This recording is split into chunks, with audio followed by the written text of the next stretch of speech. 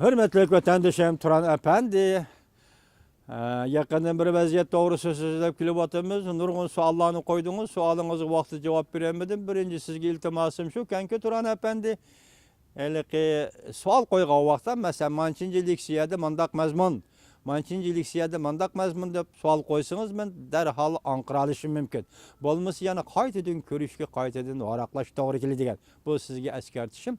İkinci siz yakında neme dediniz? Amerika'da Fox News televizyon stansiyasi kimni birisini ziyaret kıldı. Şu vakitte ziyaret kılan o kişi Hong Kong, Tibet, Şinjan, Tayvan meselesini tilga aldı dediniz. Şu sualını man uçuğurak yazıp etsiniz. Hürmetli Turan Efendi. Hazırkı vaziyet mana şu. Hazır Şinjan'da Xitay bas sürüşünü küçeytip atıdı. Uyguristan'da Xitay bas sürüşünü küçeytip atıdı. Şarkı Türkistan hem. İsem kayta etimiz matbuat kişiler Şinjan'daydıkken biz Şarkı Türkistan, Uyguristan'da deyimiz. Hazır Xitay hükümeti Tayvan'daki vaziyetten çocuğup Şinjan'da şunda kılıp atandı. Yakı Uyguristan'da, yakı Uyguristan'daki vaziyetten çocuğup Tayvan'da şunda kılıp atandı. Bu enek emez. Hazır Tayvan'ın etrafı iki kıtım aylandı degen gap. İnan lavının belgelik amat kisi. Yakında 9'un artıq ayrıpılan Yaponiyaga təvəligiga yaqinyaga havadan uçup Yaponiya qoğdunuş kısımları ciddi ayrıpılan çıkıp hava götürüldü. Bu vaziyeti zaten Xitay ciddileştirip atamdı. Yaki Xitay'nın nazırdaki başkalar bu vaziyetini ciddileştirip atamdı. Bunu görgülü olmaydı. Biz aytqanda hürmetli Turan Efendi biz hazır 1. ayının 20. gününü kütüp durup atımız. Prezident Trump vazife tapşırıp eliş murasimida sözleydigan nutukning mazmuni nima? Zaten nutukda nimalar sözlandi? Biz buna dikkat kılıvatımız. Yakında Sayın Hindistan arkalık Amerika çigiradan öttü.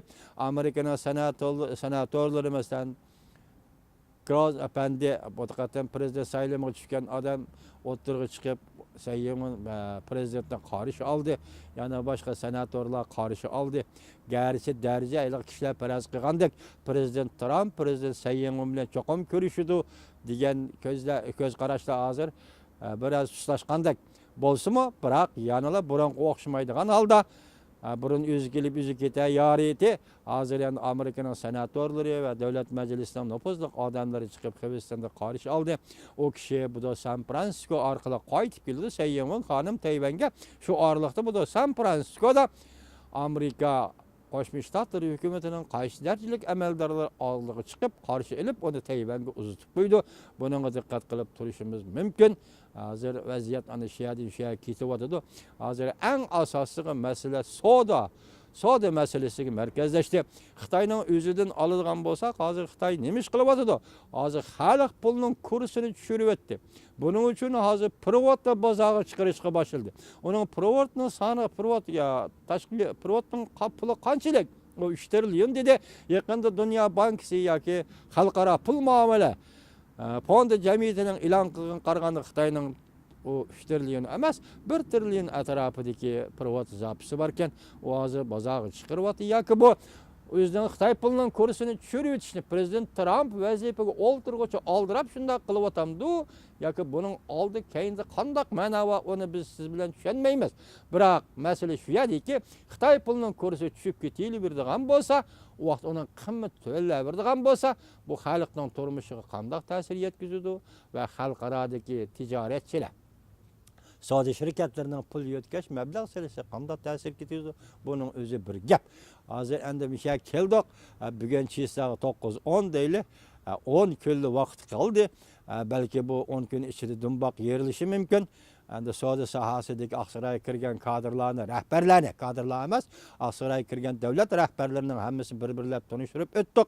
Agar ishni avval savdodan boshlaydigan bo'lsa, men aytamanki, Turan Efendi aran ketayotgan Jungoning iqtisodi bu zarbini ko'tarib qo'palamdi. Zarbiga bardoshlik beralamdi yoki ayni vaqt prezident Reagan ishni hisobdan boshlab Kreml sarayini halsiratqandak bu qitim ishmi agar savdo sohasidan boshlanadigan bo'lsa, Jungo hukumati halsirab qolamdi qanday? Bu sizin bizning farzimiz, bizning vazifamiz. Hozir mana müşagiçe lekin Uyg'urlarni bostirish haddini ochdi. Boshda aytdik tunigillarda 3 nafar Uyg'urni etib tashildi. Gumonliq deb etib tashildi. Demak, Xitoy huquqliq. O onu sot qilmaydi, o onu qonunga topshirmaydi, o sening jinoyating nima deb so'ramaydi. Demak, Uyg'ur eti vesile bo'laverdi. Hozir Xitoy shu kunga keldi. Shu kunda Uyg'urlar shunday muomala qilyotdi. Buning oqibatiga Xitoy qanday mas'ul bo'ladi? Biz şunu deyimiz, akıbetiga Xitoy qanday mas'uldi. Esingiz bo'lsin, Uyg'ur qo'liga qurol olmay turib, namoyish shaklida namoyish qilib yurib, hozirgacha Xitoyning avtonom rayonga belgilangan 3 nafar kadrni Xinjiangdan qo'g'lab chiqadi. Birinchisi Wang Inmao, ikkinchisi Sun Haiyang, uchinchisi Wang Luochuan. To'rtinchisi Zhang Junshan desanglar bo'ladi. Ko'rdingizmi? Uyg'ur tuzuk harakat qilmay turib faqat namoyish shaklida, norozilik bildirish shaklida 4 Xitoy gubernatorni Xinjiangdan qo'g'lab chiqadi. Uyg'urlar bir namoyish bilan Wang Luochuanni tikmullaq atqizib o'tdi. Shuningdan Xitoy hukumatı Uyg'urning qudratini ko'rib qo'ysangiz bo'ldi.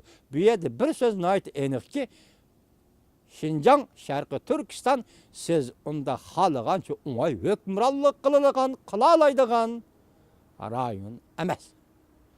Şunu siz her qanday siyasetini belgilaganda o'ylashib, xalqaro jamiyatni o'ylashib, Jungoning ichki vaziyatini o'ylashib, muomala qilishingizni, Uyg'urlarga shunday muomala qilishingizni umid qilamiz. Xitoyning gubernatorlari